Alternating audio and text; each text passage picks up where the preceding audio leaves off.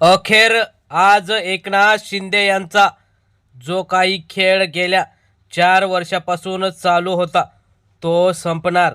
शिंदेंचं राजकारण आता गुंडाळून त्यांना भाजपामध्ये विलीन व्हावं लागेल असा महत्त्वाचा दावा आणि आजची महत्त्वाची ब्रेकिंग न्यूज. नेमकं काय झालं ते आपण सविस्तर बघणार आहोत. चॅनलवर जर तुम्ही नवीन असाल तर चॅनल सबस्क्राईब करून बेल आयकॉन प्रेस करा, म्हणजे रोज नवनवीन राजकीय आणि इतर सर्व घडामोडी तुम्हाला बघायला मिळतील. तर आपण सुरुवात करूया की नेमकं काय झालेलं आहे.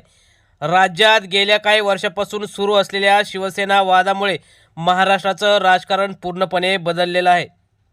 एकनाथ शिंदे यांच्या नेतृत्वाखालील मोठा वेगळा गट झाल्यानंतर पक्षावर कोणाचा अधिकार हा सर्वात मोठाचा प्रश्न न्यायालयापासून निवडणूक आयोगापर्यंत पोहोचला होता. त्यावेळी शिवसेना पक्ष आणि चिन्ह धनुष्यबाण हे शिंदेंना दिलं, मात्र त्यावर उद्धव ठाकरे यांनी आक्षेप घेऊन सुप्रीम कोर्टात आपली लढाई सुरू केली आणि ती लढाई आता सध्या अंतिम टप्प्यात आली असून काल कपिल सिब्बल यांनी जो काही महत्त्वाचा युक्तिवाद केल्यानंतर आता हेच निश्चित झालं आहे की एकनाथ शिंदेंना जबर धक्का बसणार असून जे काही कायदेशीर मार्गाने आणि 10व्या सूचीप्रमाणे त्यांना अपात्र होऊन पुन्हा एकदा शिवसेना पक्ष चिन्ह हे उद्धव ठाकरे यांच्याकडे आणि मातोश्रीकडे यांच्याकडे येणार आहे. आजच्या सुनावणीसुद्धा ज्येष्ठ विधिज्ञ कपिल सिब्बल हे सविस्तर युक्तिवाद करणार आहेत. त्यामुळे त्यांनी घटनात्मक तरतुदी, पक्षाची स्थापना, संघटनात्मक रचना आणि पक्षातील लोकशाही प्रक्रियेबाबत विविध मुद्दे कालसुद्धा मांडले होते आणि आजसुद्धा जो काही महत्त्वाचा मुद्दा कपिल सिब्बल मांडणार आहेत की शिवसेना पक्ष प्रमुख हे पद फक्त उद्धव ठाकरेंना हिंदुहृदय सम्राट बाळासाहेब ठाकरे यांनी दिलं होतं आणि त्यानंतर उद्धव ठाकरेंनीच शिंदेंना नेतेपद दिलं होतं. त्यामुळे उद्धव ठाकरे यांच्याच पक्षावर दावा असून त्यांचीच खरी शिवसेना आहे असंही त्यांनी सांगितलं.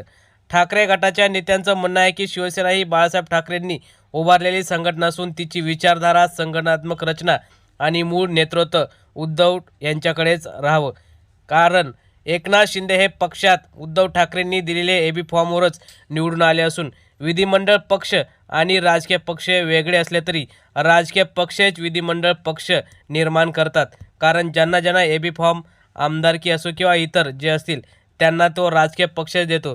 त्यामुळे राजकीय पक्ष सर्वात मोठा असतो आणि उद्धव ठाकरे हेच पक्षाचे तेव्हा प्रमुख असल्याने त्यांनी जो काही गटनेता नेमला असेल किंवा व्हीप ज्यांचा असेल तो त्यांचाच लागू होणार.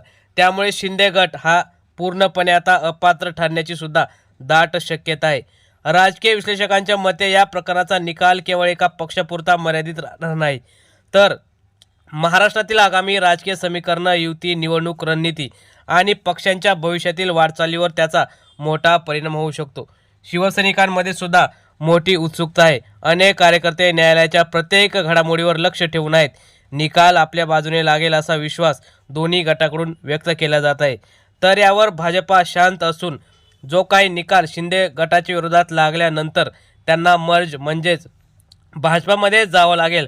त्यामुळे भाजपाची ताकद वाढेल आणि जे काही भाजपाला साध्य करायचं आहे ते 4 वर्ष त्यांनी केलंच, परंतु आताही शिंदेंचे सोबतचे जे काही पदाधिकारी असतील, नेते असतील, आमदार खासदार असतील त्यांना भाजपामध्ये जागा देऊन आपली 100% भाजपा निर्माण करण्याची संधी भाजपाला आहे ती चालून आलेली आहे.